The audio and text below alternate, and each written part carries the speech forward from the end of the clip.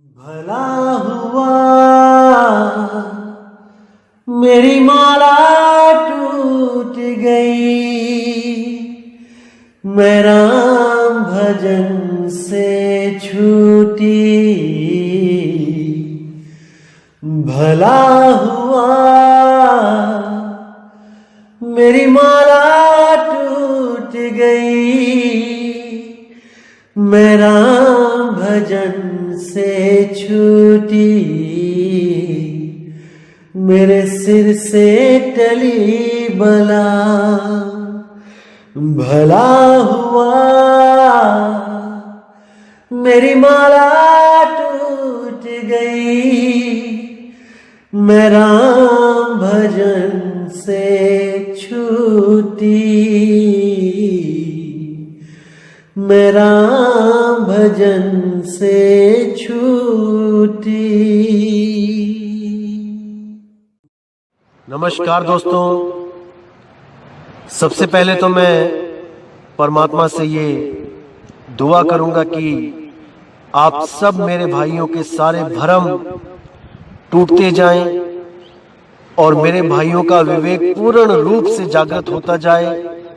ऐसा जागृत हो कि कोई भी आपको भ्रमित ना कर पाए, और कहीं पर भी कोई दिक्कत आती है तो ये भाई आपके लिए, आपकी सेवा में हमेशा तत्पर है। आप कभी भी कुछ भी पूछ सकते हैं, लेकिन फिर भी मैं यही चाहूंगा कि पहले आप 100 सत्संग पूरे कर लें, और मैं पूरी उम्मीद करूंगा कि 100 सत्संग सुनने के बाद ऐसा कोई सवाल नहीं होगा जो आपके दिमाग में रह जाए। एक भी भ्रम नहीं बचेगा अगर आपने शुरू से लेके अंत तक सब सत्संग पूरे ध्यान लगा के, पूरा विवेक लगा के सुन लिए तो एक भी सवाल नहीं बचेगा मेरे भाई। इसीलिए मैं शुरू से कहता आ रहा हूं कि बीच में से सत्संग मत स्टार्ट करो सुनना, बिल्कुल शुरू से करो, 1 नंबर से करो, उसके बाद ऊपर की तरफ बढ़ते जाओ।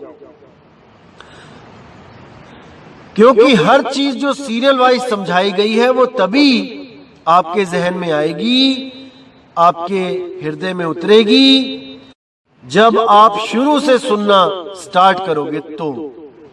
क्योंकि बीच में आप आओगे एकदम तो आपको लगेगा कि शायद ये गलत बताया जा रहा है, क्योंकि कुछ चीजें क्लियर नहीं होंगी। बीच में से आए हैं आप, वही चीजों को पहले क्लियर किया जा चुका है पिछले सत्संगों में। इसलिए मैं कहता हूं बिल्कुल शुरू से शुरुआत करो मेरे भाई, वरना कोई ना कोई संशय आपके मन में सदा ही रहेगी, क्योंकि उस संशय का समाधान पिछले सत्संगों में किया गया है जो आपने सुने नहीं है। इसीलिए भाई निवेदन करता हूं कि शुरू से शुरुआत करो, बिल्कुल शुरू से साई बंदगी। और आपसे अरदास करता हूं कि जैसे आपने देखा कि कुछ YouTube चैनल आ गए हैं हमारे खिलाफ भी, जो हमारे खिलाफ जहर उगल रहे हैं, आपको भ्रमित करने की पूरी कोशिश कर रहे हैं,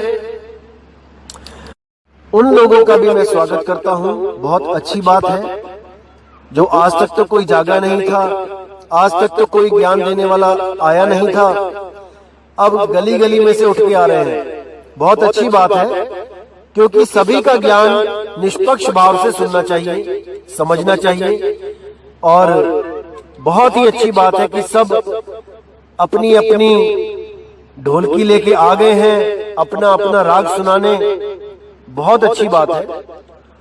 और कुछ लोग जो भ्रमित करना चाहते हैं वाणियां दिखा दिखाकर कबीर सागर में, तो उन लोगों को भी मैं बता देना चाहता हूं कि मेरे भाई, विवेकी पुरुष वो होता है जो लिखी हुई वाणी में से भी सत्य और असत्य का निर्णय कर सके, और अगर वाणी गलत लिखी है किसी कारणवश तो उसको सही से बोल सके, सही करके उसको लिख सके।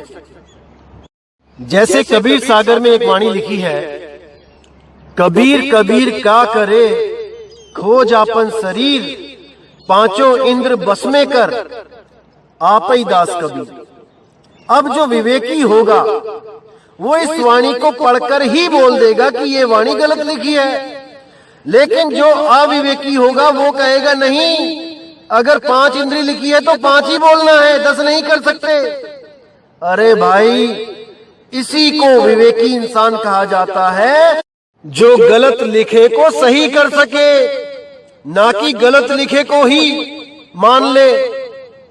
अरे जब आप सबको पता है कि 10 इंद्रियां होती हैं भाई, 5 कर्म इंद्रियां, 5 ज्ञान इंद्रियां, तो अगर उनमें से 5 इंद्रियों को, 10 में से 5 इंद्रियों को बस में करोगे और 5 को खुला छोड़ दोगे, तो आप दास कबीर कैसे कहाओगे? मुझे इतना बता दो, मुझे इतना बता दो, कहां गया आप लोग का स्वाध्याय? बस एक वाणी के आगे घुटने टेक दिया आपने, वो भी गलत वाणी लिखी है, उसके आगे सारा स्वाध्याय छूमंतर हो गया। इसीलिए बोला जाता है मेरे भाई कि किसी विवेकी पुरुष की शरण में चले जाओ, जो आपको इतना सामर्थ्यवान बना सकता है कि आप किसी भी वाणी में से सार निकाल के सामने रख सकते हो। अगर वहां 5 इंद्रियां लिखा है तो ये नहीं कि भेड़ चाल की तरह उसको 5 इंद्रियां ही मान के बैठ जाओ, क्योंकि सारे मान रहे हैं आप भी मान लो। अरे 5 इंद्रियां बस में करेगा जो, वो कबीर कैसे हो सकता है, जबकि इंद्रियां 10 हैं। ज्ञान इंद्रियां बस में करेगा तो कर्म इंद्रियां रह जाएंगी, कर्म इंद्रियां बस में करेगा तो ज्ञान इंद्रियां रह जाएंगी। कैसे बनेगा वो दास कबीर? इतना भी नहीं समझ पाए आप लोग और चले हो लोगों को भ्रमित कर दें। शर्म करो, शर्म करो। अब आगे क्या कहते हैं साहेब कि 4 पंथ काल ने गुप्त चलाए हैं, बिल्कुल चलाए हैं। 12 पंथ काल ने प्रगट चलाए हैं और 4 पंथ काल ने गुप्त चलाए हैं।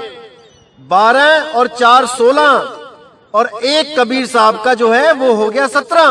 बिल्कुल जैसे किसी बस में 17 सीटें हैं, 17 सीटर बस है। अब उसमें कबीर साहब ने बताया कि 12 सीटों पे तो काल बैठा है प्रगट रूप से, और 4 सीटों पर काल बैठा है गुप्त रूप से। लेकिन जो मेरी सीट है वो 13 नंबर है, यानी मेरी सीट से पहले 12 कालदूत बैठे हैं और मेरी ही सीट के बाद 4 कालदूत और बैठे हैं। लेकिन अगर मुझसे मिलना है तो 13 नंबर सीट के पास आ जाना। इसका मतलब क्या है कि कबीर साहब ने अपना पंथ निश्चित कर रखा है कि 13वां ही मेरा पंथ है। अगर उस पंथ से आगे जाने की बात करोगे 14, 15, 16, 17 तो धोखा खा जाओगे मेरे भाई। पूरा विवेक लगा के देखो कि 12 के बाद 13वां पंथ कौन सा है, जो 12वें के नाश के बाद प्रकट होना है।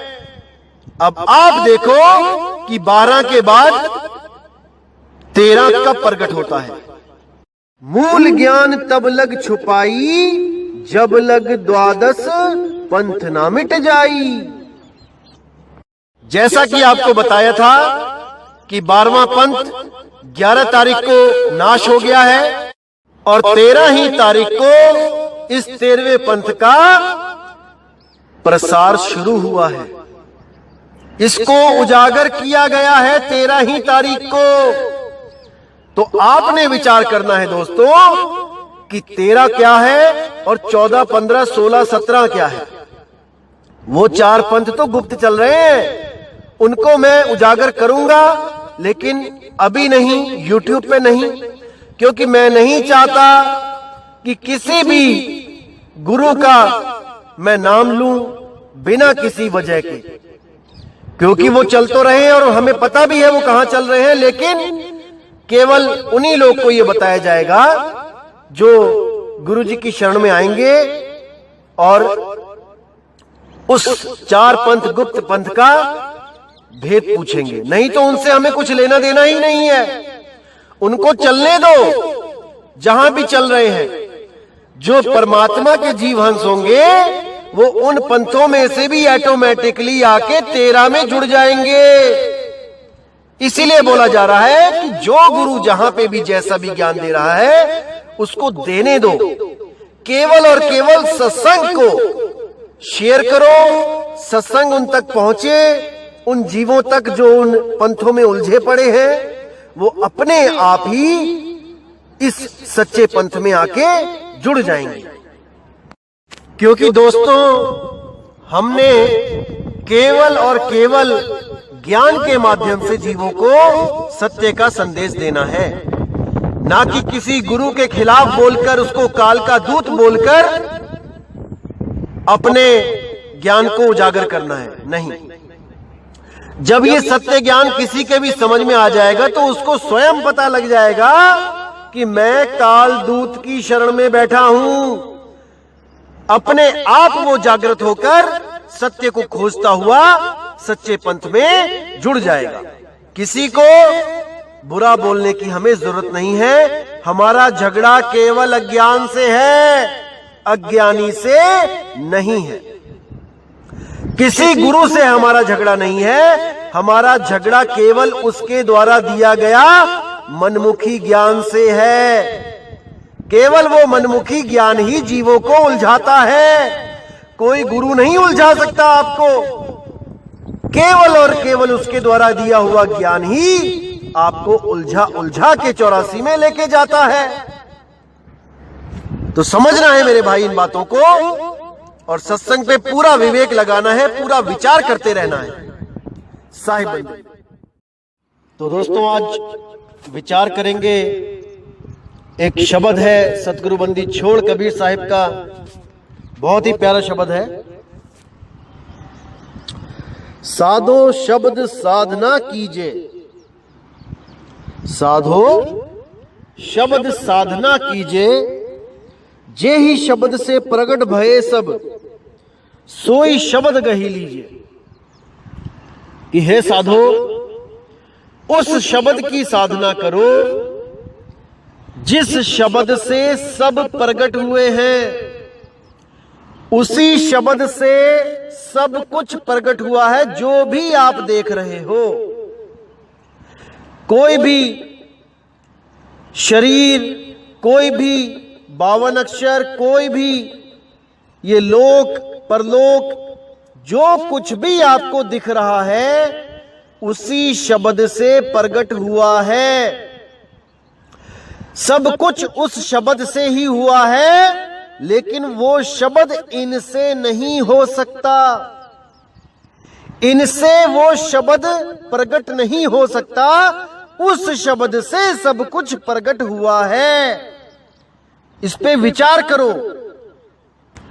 अब कहते हैं, शब्द गुरु शब्द सुन सिख भय, शब्द सो बिरला बूझे, सोई शिष्य सोई गुरु महात्म, यही अंतर्गत सूझे। कह रहे हैं कि शब्द सुन सुन के ही एक आम जीव उस गुरु की शरण में जाता है जो शब्द को भाग के शब्द की ही महिमा गाए। शब्द सो बिरला बूझे, जिन शब्दों को कोई बिरला ही बूझ सकता है। सोई शिष्य सोई गुरु महात्म,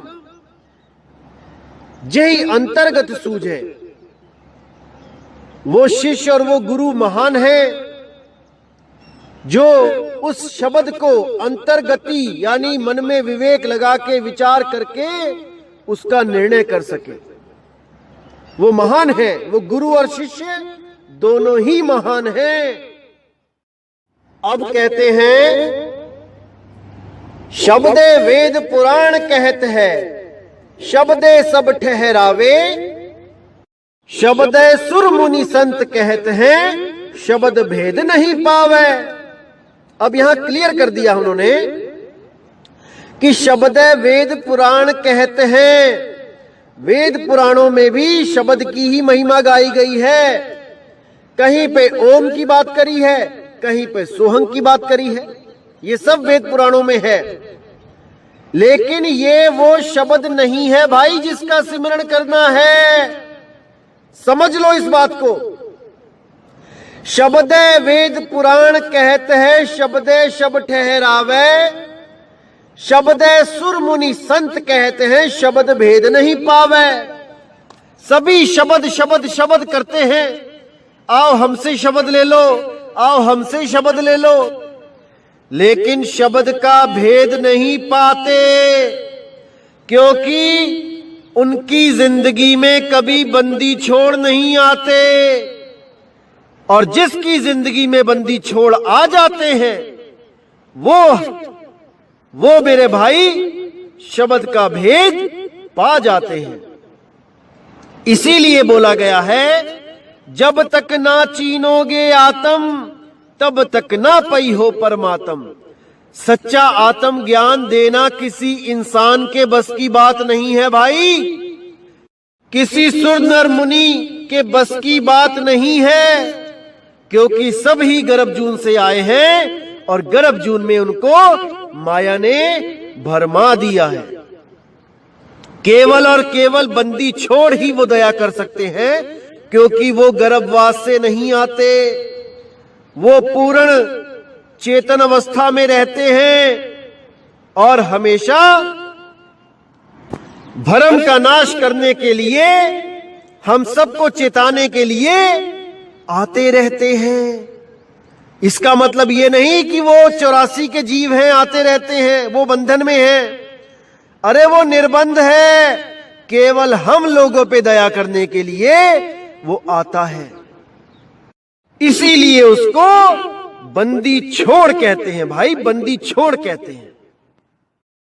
अब कहते हैं, शब्द सुन मुनि भेष धरत हैं, शब्द कहे अनुरागी, शट दर्शन सब शब्द कहते हैं, शब्द कहे बैरागी। यानी शब्दों को ही सुन सुन के मुनि संत ये सब वैराग को उत्पन्न करते हैं, और वैराग हो जाने पर भेष धारण करके इस संसार से अलग हो जाते हैं, केवल और केवल शब्दों की वजह से। जो शब्द सत्संग में उनको किसी गुरु के द्वारा प्राप्त होते हैं। शट दर्शन सब शब्द कहते हैं, शब्द कहे बैरागी। जो शट दर्शन जो पंथ चलते हैं वो भी शब्द की ही महिमा गा रहे हैं। आप उनके पास भी अगर नाम लेने जाओगे वो भी आपको शब्द ही देंगे, लेकिन वो शब्द जो उत्पत्ति में आया है, जिसके कारण सब उत्पत्ति हुई है, वो शब्द नहीं दे सकता कोई। वो एक आम इंसान दे ही नहीं सकता, वो केवल और केवल परमात्मा के द्वारा दिया जाता है मेरे भाई। अब कहते हैं, शब्द काया जगुत पानी, शब्द केर पसारा, कहे कबीर जहां शब्द होत है तवन भेद है न्यारा। मतलब कि जितने भी शरीर उत्पन्न हुए हैं, जितने भी लोक लोकांतर, जितना भी कुछ आपको दिख रहा है, ये सब केवल और केवल शब्द की वजह से है भाई, ना कि इनकी वजह से वो शब्द बना है। जैसे 52 अक्षर हैं, शरीर के द्वारा बनाए जाते हैं। होठ, कंठ, जीभ्या, तालु, इन सबको जोड़ तोड़ के जो 52 अक्षर पैदा होते हैं, वो 52 अक्षर वो शब्द नहीं है भाई जिसका जाप करके आपको मुक्ति मिल जाएगी। अरे ये शब्द तो इस काया से उत्पन्न हो रहा है, और जो शब्द उत्पन्न हो रहा है उसका नाश निश्चित है। अरे 52 आखर लोक तरह सब कुछ इन्हीं माही, ये आखर खिर जाएंगे, वो आखर इनमें नहीं, ये अक्षर नष्ट हो जाएंगे, वो अविनाशी अक्षर इनमें नहीं है। समझ जाओ भाइयों, समझ जाओ। शब्द ही काया जगुत पानी, शब्द केर पसारा, और कहे कबीर जहां शब्द होते हैं तवन भेद है न्यारा। कहे कबीर जहां शब्द होत है, यानी वो शब्द हो रहा है, लगातार चल रहा है, निरंतर चल रहा है। वो कोई जपने में नहीं आता है कि आप जब जाप स्टार्ट करोगे वो तभी होगा, या आप नहीं करोगे तो वो नहीं होगा। अरे भाई, वो लगातार हो रहा है, अनंत हो रहा है, अपने आप हो रहा है। केवल आपका ध्यान नहीं है उस पर, केवल आपकी सुरती नहीं जा रही है वहां तक जहां पर वो शब्द लगातार निरंतर हो रहा है। अरे शब्द निरंतर से मन लागा, मलिन वासना त्यागी, उठत बैठत कबहु न छूटे, ऐसी ताड़ी लागी। वो शब्द निरंतर सदा से ही हो रहा है, सदा सदा से हो रहा है, उसका कभी अंत नहीं होता मेरे भाई, नहीं होता। लेकिन कुछ लोग आपको भ्रमित करने की कोशिश करेंगे कि ये श्वास भी लगातार चल रही है, अपने आप हो रही है, यही वो शब्द है। अरे नहीं भाई, ये शब्द भी कब आया इस दुनिया में? जब बच्चे ने पहली सांस ली, और बच्चा पहली सांस गर्भ में नहीं लेता। इस भ्रम से भी बाहर निकल जाओ। जैसे कबीर साहब कहते हैं, एक दोहे में बोला है कि जैसे खाल लोहार की, सांस लेत बिन प्राण। जैसे लोहार के पास आपने देखा है, आग को तेज करने के लिए बार बार फूंक मारना बहुत मुश्किल होता है। जैसे हम चूल्हे में फूंक मारते हैं तो फूंक मार मार के दिमाग खाली हो जाता है, चक्कर आने लग जाते हैं। अब लोहार का तो काम ही यही है कि आग को जलाना है, उसमें लोहे को तपाना है, तो फूंक मार मार के तो वैसे ही मर जाएगा वो। इसलिए उसने एक फुकरी बना दी होती है, डुप्लीकेट। उसमें क्या होता है, वो हाथ से उसको चलाता है और वो हवा उस खाल में, एक थैले जैसी खाल होती है, उसमें हवा भरती है और वो पूरा प्रेशर, हवा का प्रेशर आग में मारती है, तो उससे आग ज्यादा तेज जलती है। तो देखने में लगता है कि वो सांस ले रही है, लेकिन केवल मूर्ख ही ये समझेगा कि वो सांस ले रही है। ज्ञानी ये समझ जाता है कि ये सांस ले नहीं रही है, इसको सांस दी जा रही है। इसी तरह कई लोग आपको भ्रमित करने की कोशिश करेंगे कि गर्भ में बच्चा सांस लेता है। अरे भाई, सांस लेता नहीं है वो, उसको सांस दी जा रही होती है मां के पाइप के द्वारा।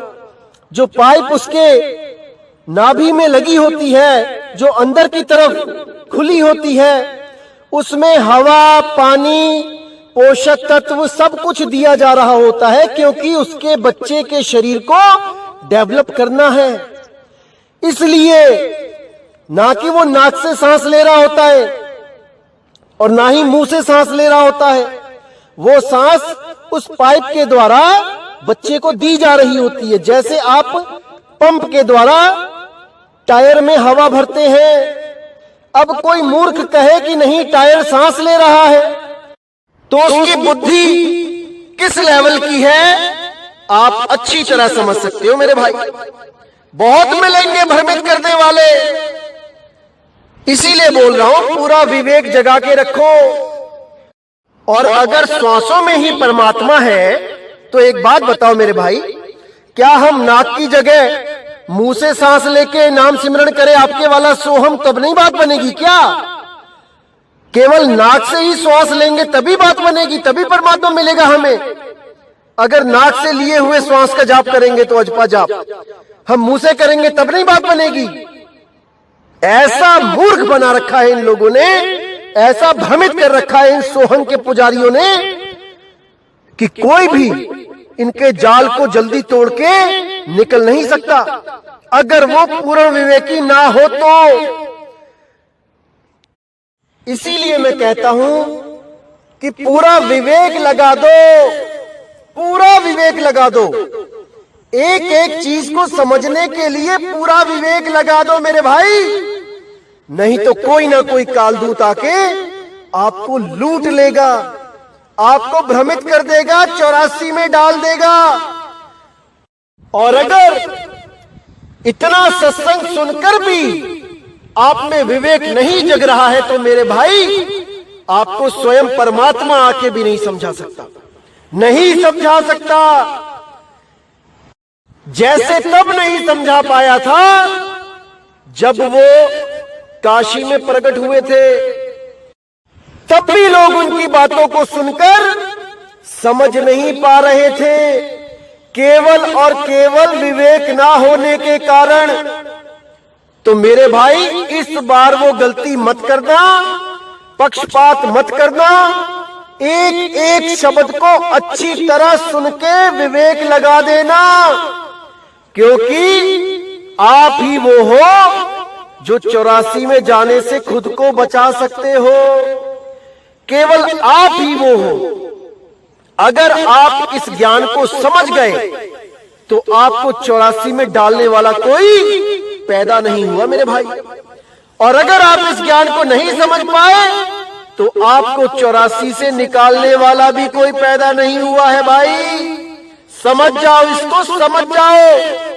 सामने गड्ढा है, दिख रहा है, आपने बच के निकलना है। कोई परमात्मा उठा के नहीं आपको गड्ढा पार करवाएगा। आपने विवेक लगाना है कि गड्ढे में जाऊं कि कोने से निकलकर अपने आप को बचाता हुआ सफर को पूरा करूं, ये आपने देखना है। आपने परमात्मा तो केवल आपके लिए एक संदेश वाहक ही भेज सकता है भाई, जो उसकी बात को क्लियर करके आपके सामने रख दे, उसके संदेश को अच्छी तरह आपको समझा दे। उस संदेश पे आपने वर्क करना है कि नहीं करना है, उसके संदेश पे आपने चलना है कि नहीं चलना है, ये आपने देखना है। वो अपना काम खूब कर रहा है, इसमें उसका कोई दोष नहीं है। अगर आप इस सत्संग को सुनकर भी उस मालिक बंदी छोड़ की बातों को ना समझ पाओ, इसमें उसका कोई दोष नहीं है। उसने तो अपना किया वादा पूरा कर दिया है। 12वें पंथ के बाद 13वें पंथ को उजागर कर दिया है। अगर फिर भी आप नहीं समझ पाए तो इसमें उसका कोई दोष नहीं भाई, इसमें उसका कोई दोष नहीं। मूल ज्ञान तब लग छुपाई, जब लग द्वादश पंथ ना मिट जाई। उसने पूरा प्रकट कर दिया है भाई। अब आपने देखना है कि इस रास्ते पे चलना है कि नहीं चलना है। 4 शब्द का भाखों भेदा, धर्मदास तुम कीन निषेधा। 4 तरह के शब्द का भी उसने खुलासा कर दिया है। जाप, अजपा, अनहद और सार शब्द, इन चारों का भेद उसने बता दिया है। ये अब आपने देखना है कि आपने जाप करना है या अजपा श्वासों का जाप करना है, या अनहद कानों को बंद करके धुन सुननी है, या वो सार शब्द परमात्मा की महिमा गाते हुए उसका सिमरन करना है, जो शब्द निरंतर है। अब ये आपने देखना है भाई। वो तो अपना कार्य पूर्ण कर चुका है साहिब। तो दोस्तों, इसी के साथ आज का सत्संग समाप्त करता हूं और परमात्मा से अरदास करूंगा कि एक एक शब्द आपके दिल में घर करे, एक एक शब्द आपकी समझ में आए, और ऐसी कोई चीज ना रहे जो आपको समझ ना आए, आपके विवेक की पहुंच से दूर हो, ऐसा कुछ ना रहे। बस यही अरदास करूंगा मालिक से। और अब मैं विदा चाहूंगा आप सबसे। जय गुरु बंदी छोड़ वैराग साहिब, जय गुरु बंदी छोड़ साधु शरण साहिब, जय गुरु बंदी छोड़ मदन साहिब, जय जय सतगुरु बंदी छोड़ सतगुरु सत्य कबीर साहिब की सदा ही जय हो, सदा ही जय हो मेरे मालिक की साहिब बंदगी सतनाम। तो दोस्तों,